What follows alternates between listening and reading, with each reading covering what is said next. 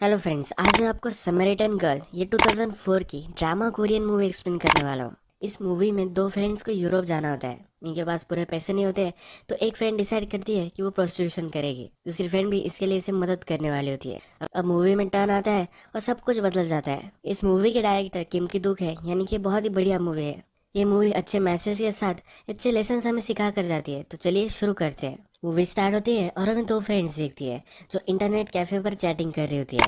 ये दोनों जो है ये हमारे मेन कैरेक्टर है। इसमें से एक का नाम है जयंग और दूसरी का नाम यूजिन। यहाँ पर जयंग अपने फ्यूचर क्लाइंट से बात कर रही होती है। ये इसके साथ सोने वाली है, तो पैसे वगैरह ये सब डिसाइड करते हैं। यूजिन और जयंग ये दोनों अच्छी फ्रेंड्स होती है। इन दोनों को मिलकर यूरोप जाना होता है। इसके लिए इन्हें पैसे चाहिए होते हैं। इसी वजह से जयंग प्रोस्टिट्यूशन में जा रही होती है। ये खुद ही ऑनलाइन क्लाइंट ढूंढ लेती है। यूजिन जयंग को मदद करती है, उसका मेकअप वगैरह कर दे रही होती है। जयंग यूजिन से कहती है कि इंडिया में एक प्रोस्टिट्यूट थी जिसका नाम वसुमित्रा था।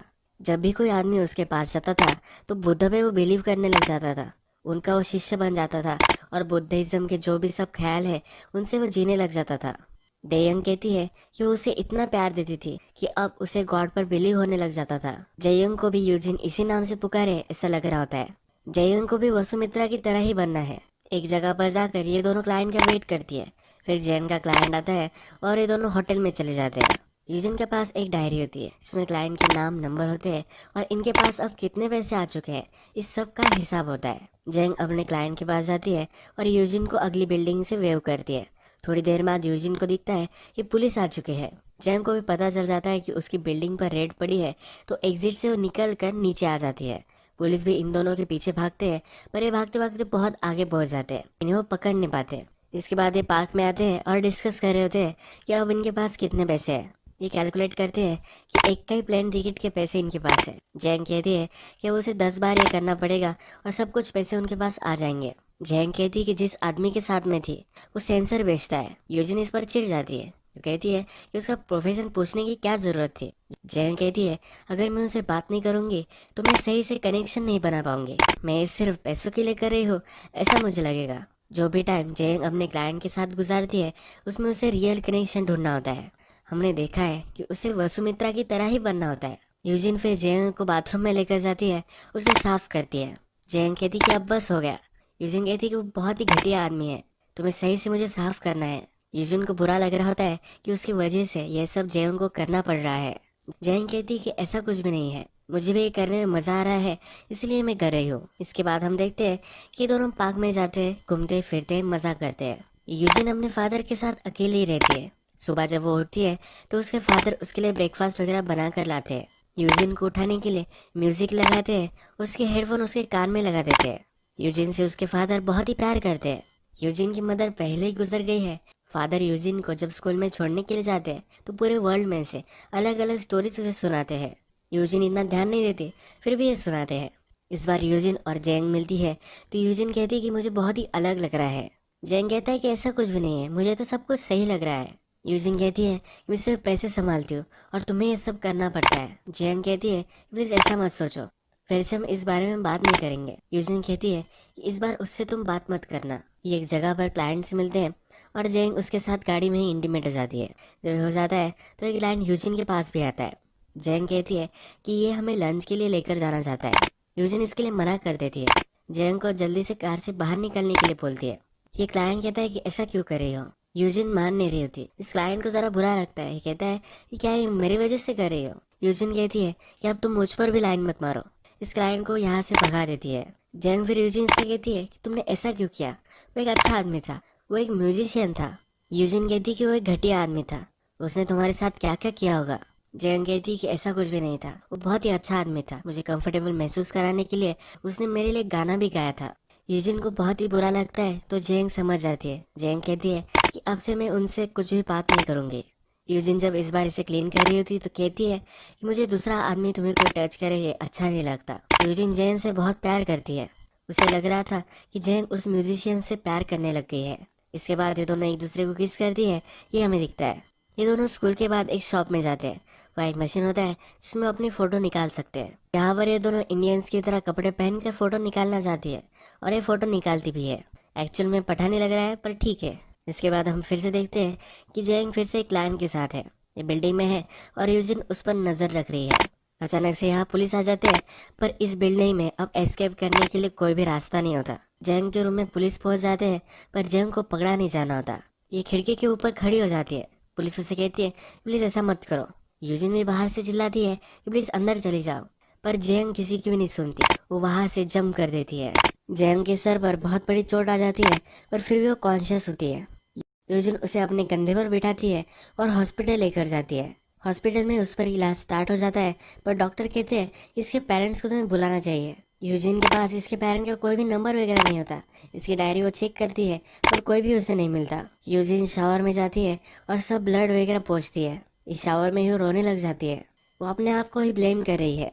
ये जब जेंग के पास आती है तो जेंग अब जरा होश में है और उसकी ट्रीटमेंट हो चुकी है। जेंग यूजिन से कहती है कि प्लीज मेरे क्लाइंट को बुला दो, जो म्यूजिशियन था जिसने उसे अच्छे से ट्रीट किया था। इसे मरने से पहले उसे मिलना है। यूजिन फिर म्यूजिशियन को कॉल लगाती है। उसे कहती है कि प्लीज यहाँ आ जाओ। जेंग के साथ क्या हुआ है यह सब उसे बताती है, पर ये म्यूजिशियन आज काम कर रहा होता है तो इससे मिलने नहीं वाला होता। जेंग कहती है कि प्लीज तुम्हारा पता मुझे दो, मैं वहाँ आऊंगी। वहाँ उसे मिलने के लिए जाती है, उसे कन्विंस करना चाहती है, पर ये मानता नहीं। यूजिन ने म्यूजिशियन की इंसल्ट की थी, इसी वजह से अब ये इससे बात नहीं करना चाहता। यूजिन को मालूम है कि म्यूजिशियन उसे चाहता था, इसी वजह से अब अपने आप को वो उसे सौंप देती है। ये दोनों इंटीमेट हो जाते हैं और इसके बाद ये देयंग के पास जाने वाले होते हैं। ये हॉस्पिटल पहुंचते हैं, पर इन्हें देर हो चुकी होती है। देयंग मर गई होती है। मरने के बाद भी इसके चेहरे पर स्माइल ही होती है। यूजिन रो रो कर बुरा हाल कर देती है। थोड़े दिन गुजर जाते हैं। यूजिन ने जो सब पैसे कमाए थे इसे वो देखती है। ये डायरी और पैसे लेती है और इसे जलाने की कोशिश करती है। इसके माइंड में आइडिया आता है और अपना माइंड ये चेंज कर लेती है। इसे लगता है कि जैंग ने ये सब पैसे लिए हैं, अगर ये पैसे उसके क्लाइंट को फिर से वापस कर देगी तो ये प्रोस्टिट्यूशन नहीं माना जाएगा। जैंग सचमुच में इन सब लोगों से कनेक्शन बनाना चाहती थी। अगर उसने ये कर दिया तो उसे शांति लग सकती है। यूजिन अपने आप को ही ब्लेम करती है, तो उसे लगता है कि ये करना सही हो सकता है। ये मोटेल में जाती है और क्लाइंट को बुलाती है। क्लाइंट जब इसके साथ इंटीमेट हो जाता है तो बहुत ही खुश होता है। इस क्लाइंट को ये जैंग की तरह ही लगती है। ये कहती है कि जैंग मर चुकी है और इसके बाद इस क्लाइंट को सब पैसे वापस कर देती है। इसके बाद हमें दिखता है कि एक दूसरे क्लाइंट के पास भी आई हुई है। ये क्लाइंट भी बहुत ही खुश हो जाता है। ये कहता है मैं तुम्हारे लिए बहुत ही थैंकफुल हूँ। यूजिन भी कहती है कि मैं भी थैंकफुल हूँ। ये कहता है मैं मर नहीं जाता तब तक मैं तुम्हें याद रखूंगा। यूजिन के फादर जो होते हैं ये पुलिस होते हैं। यूजिन जिस होटल में होती है उसके ऑपोजिट होटल में ही उसके फादर आते हैं। वहाँ एक मर्डर हो चुका होता है। इसके फादर जब खिड़की से देखते हैं तो यूजिन एक क्लाइंट के साथ होती है। इन्हें इस पर बिलीव नहीं हो पाता। ये होटल के बाहर बैठते हैं और इन पर नजर रखते हैं। यूजिन वहाँ से चली जाती है और उसका जो क्लाइंट था इसका पीछा उसके फादर करते हैं। इस क्लाइंट को रास्ते में ही रोक लेते हैं। फादर कहते हैं कि अब मैं तुमसे कुछ क्वेश्चन पूछूंगा, अगर तुमने मुझे सही से आंसर नहीं दिया तो मैं तुम्हें पंच करूंगा। ये कहते हैं कि तुम अब कहाँ थे। ये पहले बोल नहीं रहा होता, तो कहता है कि एक लड़की के साथ वो होटल में था। फादर कहता है कि उसकी एज क्या थी। ये आदमी उसे बोल नहीं रहा होता तो फादर इसे बहुत मारते हैं। एक क्लाइंट कहता है कि तुम हो कौन। फादर कहते हैं कि तुम्हें नहीं पता कि मैं कौन हो सकता हूँ। ये क्लाइंट फिर अंदाजा कर लेता है और वहाँ से चला जाता है। रात में हमें दिखता है कि फादर यूजिन के रूम में आए हुए होते हैं और उसे देखकर सोच रहे होते हैं कि इसने ऐसा क्यों किया होगा। यूजिन को फादर जब स्कूल में छोड़ने के लिए जा रहे होते हैं तो आज जिस तरह से वो हमेशा से स्टोरी सुनाते हैं वैसे सुना नहीं रहे होते। यूजिन कहती है कि आज क्यों नहीं सुना रहे। उसके फादर कहते हैं कि तुम सुनती कहाँ हो। कहती है मैं सुनती हूँ, प्लीज़ मुझे सुनाओ। ये फादर कहते हैं कि 3 फ्रेंड्स थी, वो फॉरेस्ट में गई तो उन्हें मदर मेरी देखी थी। उनकी लाइट में इन लड़कियों को दुनिया का अंत दिखा। ये उनके लिए बहुत ही शॉकिंग था। जब इसके बाद वो बेहोश होकर उठी तो टाउन की टीचर के पास गए। फादर पूछते हैं कि क्या तुम मिरेकल्स पर बिलीव करती हो। यूजिन कहती है कि कोई मिरेकल हो जाए ऐसा मुझे लगता है। इस स्टोरी को आप याद रखना, इस मूवी का एक बहुत ही अच्छा प्लॉट पॉइंट है। आज फादर अपने जॉब पर नहीं जाने वाले होते हैं। ये स्कूल के बाहर ही खड़े होते हैं और यूजिन कहाँ जा रही है इस पर वो नज़र रख रहे होते हैं। यूजिन एक मॉडल पर जाती है और अपने एक लाइन का वेट करती है। उसके फादर बाहर ही खड़े होते हैं और सब लोगों को पूछ रहे होते हैं क्या तुम मॉडल में जा रहे हो, यानी कि उस आदमी को उसे ढूंढना होता है। एक आदमी उन्हें मिल भी जाता है तो ये कहते हैं कि मेरे साथ तुम बैठो। उसे ड्रिंक्स देते हैं। फादर इस क्लाइंट से कहते हैं कि अब तुम यहाँ से चले जाओ। ये आदमी भी समझ जाता है कि ये कुछ डेंजरस है और वहाँ से निकल जाता है। रात में फादर अपने फ्रेंड के साथ एक होटल में आए हुए होते हैं। वहाँ पर कुछ लड़कियाँ होती है। ये लड़कियाँ यूजिन की ही एज की होती है। इसका जो पार्टनर होता है ये इस लड़कियों पर लाइन मारने लग जाता है। इनसे वो बातचीत करता है और उन्हें वो ड्रिंक ऑफर करता है। इन लड़कियों के बॉयफ्रेंड सिर्फ वहाँ थे। ये लड़कियाँ इसकी कंप्लेंट उनके पास करती है। ये लड़के कहते हैं कि एक परवर्ट है, उसे वहाँ से निकल जाने के लिए कहते हैं। ये पुलिस ऑफिसर ही है, तो इन सब लड़कों को सबक सिखाना चाहता है। फादर अपने पार्टनर को रोकना चाहता है, पर ये पार्टनर रोकने नहीं वाला होता, इसे स्लैप करता है। ये पार्टनर कहता है कि आज तुम्हें हुआ क्या है। ये इस डिनर पर आज बहुत ही साइलेंट ही थे और अपने फ्रेंड को भी इन्होंने स्लैप किया है। दूसरे दिन भी यूजिन के पीछे उसके फादर करते हैं। इस बार एक क्लाइंट के साथ खेत में आती है। वहाँ पर बड़े से पत्थर फादर उठाते हैं और गाड़ी का कांच फोड़ते हैं। यूजिन और क्लाइंट दोनों डर जाते हैं और वहाँ से निकल जाते हैं। इस क्लाइंट का पीछा फादर करते हैं और नेक्स्ट दिन उससे मिलते हैं। ये उससे सिगरेट मांगते हैं और कहते हैं कि मैं तुम्हें आगे तक लिफ्ट दे सकता हूँ। ये आदमी कहते हैं कि मैं यही रहता हूँ, कोई ज़रूरत नहीं है। ये आदमी चलने लग जाता है तो फिर भी इसका पीछा फादर करते हैं। ये आदमी डर जाता है, इनके पास आता है और जान जाता है कि यूजिन के फादर होंगे। ये क्लाइंट कहता है कि मैं बहुत ही सॉरी हूँ। ये जो क्लाइंट है फादर से भी ज़्यादा इसकी एज है। इसकी बिल्डिंग फादर देखते हैं और यही रुकते हैं। ये आदमी अपनी बैल्कनी से देखता है तो इसका कौन सा फ्लैट है ये भी उसे दिख जाता है। फादर फिर इसके घर में आ जाते हैं। ये अपनी फैमिली के साथ डिनर कर रहा होता है। इसमें इसकी बेटी भी होती है जो यूजिन की ही एज की होती है। फादर इसे मारने लग जाता है। फैमिली कहती है तुम इसे क्यों मार रहे हो। फादर कहता है कि अपनी बेटी की उम्र की लड़की के साथ तुम ये सब कर रहे थे, क्या तुम्हें कोई शर्म नहीं आई। इसके बाद फादर यहाँ से निकल जाता है और एक क्लाइंट बहुत ही शर्मिंदा होता है। इसकी वाइफ इससे क्वेश्चन पूछने लग जाती है पर इसका कोई भी आंसर इसके पास नहीं होता। इसे बहुत पछता होता है। ये बिल्डिंग से जंप मार कर खुदकुशी कर लेता है। नेक्स्ट दिन फिर से यूजिन अपने क्लाइंट के साथ होती है। उसके फादर उसका पीछा कर रहे होते हैं। इस बार ट्रैफिक में फादर फंस जाते हैं। यूजिन आगे चली जाती है।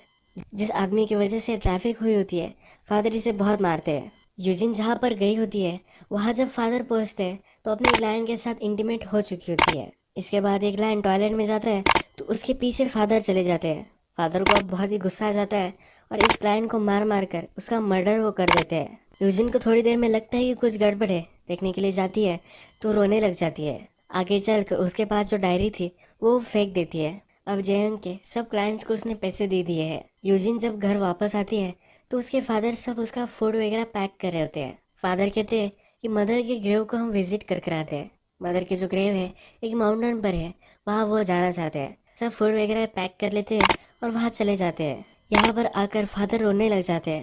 उन्हें बहुत पछता होता है। फादर फूड खाते हैं पर उल्टी कर देते हैं। कार में माउंटेन उतरते उतरते एक जगह एक कार टकरा जाती है और वो धंस जाते हैं। फादर बहुत ही कोशिश करते हैं इस कार को निकालने के लिए पर ये निकाल नहीं पाते। ये थक कर यही सो जाते हैं।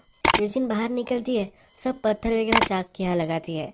गाड़ी अब यहाँ से निकल जाती है। अब शाम हो चुकी है और ये बहुत दूर है तो वे घर नहीं जा सकते। एक जगह पर ये रात के लिए रुकने वाले होते हैं।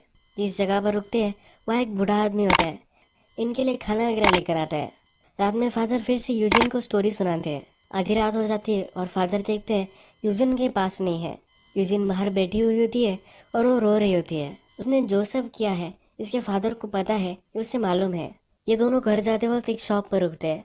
फादर अंदर होते हैं तो यूजिन गाड़ी की स्टीयरिंग देखने लग जाती है। गाड़ी चलाते कैसे है ये उसे बहुत ही क्यूरियोसिटी होती है। फादर आते हैं तो कहते हैं कि तुम अब गाड़ी चलाओ, तुम्हें कर सकती हो। यूजिन डर रही होती है। यूजिन रास्ते में सो जाती है तो फादर उसे एक रिवर के पास लेकर आते हैं। यहाँ पर आकर वो पुलिस को कॉल कर देते हैं। इन्होंने मर्डर किया है ये उन्होंने कन्फेस कर दिया है। यूजिन जब उठती है तो उसके फादर उसे कहीं नहीं दिखते। यूजिन जब आगे जाते हैं तो उसके फादर उसे पीछे से आकर मार देते हैं और वही काट देते हैं। ये जो सब है ये उसका सपना ही था। ये जब सचमुच में उठती है तो उसके फादर ने एक वे क्रिएट किया होता है। यहाँ पत्थर होते हैं, इनसे फादर ने एक वे बनाया हुआ होता है। इस वे से यूजिन को गाड़ी चलाने की प्रैक्टिस वो देते हैं। यूजिन स्लोली स्लोली ये सब कुछ सीख जाती है। फादर कहते हैं कि अब तुम अपने आप चलाओ, अब मैं तुम्हें हेल्प नहीं करने वाला। इसके बाद पुलिस की गाड़ी वहाँ जाती है और फादर को लेकर चली जाती है। यूजिन को खुद से ही गाड़ी से अब घर जाना पड़ेगा। मूवी के बीच में फादर ने यूजिन को स्टोरी सुनाई थी जिसमें लड़कियों को लगा था कि सब कुछ तबाह हो गया है, पर वैसा कुछ भी नहीं हुआ था। फादर ने यूजिन से पूछा था क्या तुम मिरेकल पर बिलीव करती हो। फादर कभी भी यूजिन को मारने वाले नहीं थे। यूजिन सिर्फ रास्ते से भटक गई थी, ये उन्हें मालूम था। उन्हें कॉन्फिडेंस था यूजिन भी अपने लाइफ के साथ कुछ अच्छा करना चाहती है, कुछ सीखना चाहती है। यूजिन की डायरी फादर को मिली थी, उन्हें सब कुछ पता चल गया था। जब वो इस रिवर के पास आए तो थोड़ा सा रास्ता फादर ने उसे बना कर दिया। पेरेंट्स हमारे लिए हमेशा सही ही चाहते हैं, थोड़ा सा रास्ता हमें वो देते हैं और इसके बाद गिर संभल कर इस रास्ते पर चलना ये हमारे डिसीजन होता है। मूवी के लास्ट में यूजिन गाड़ी अटक अटक कर थोड़ा ट्रायल और एरर के साथ ये आगे बढ़ती जाती है। ये थोड़ी दलदल में भी फंस जाती है, पर हमें पता है कि यहाँ से वो निकल पाएगी। ये मूवी यही एंड हो जाती है। अगर आपको ये वीडियो अच्छा लगा होगा तो प्लीज़ इस वीडियो को लाइक कर दीजिएगा। बहुत सारी मूवीज़ लेकर आता रहता हूँ, तो प्लीज़ चैनल को सब्सक्राइब कर दीजिए और बेल नोटिफिकेशन आइकॉन दबाना भी मत भूलिए। फिर से मिलेंगे और एक नई मूवी के साथ। तब तक के लिए थैंक यू और आप अपने आप का ख्याल रखिए।